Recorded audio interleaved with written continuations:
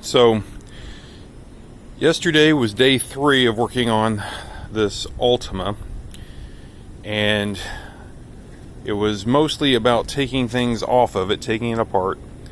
The brakes, control arms, struts, hoses, well, one hose, and belts and water pump.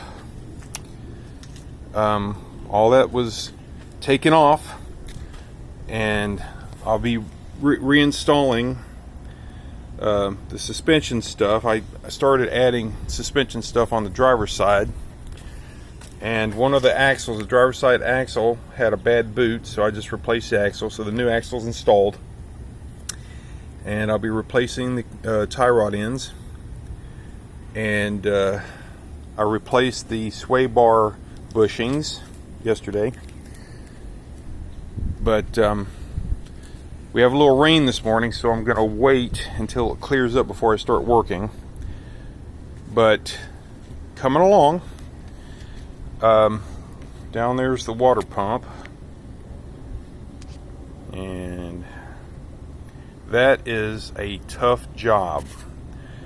I'll tell you right now, it takes an hour or two at least to replace the water pump. It's a pain.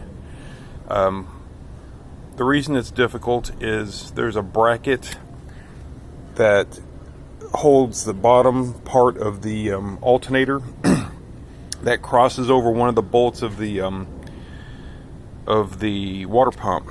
So you have to remove the alternator bracket, and it's two 17 millimeter bolts, and they're tight as the dickens and hard to get to.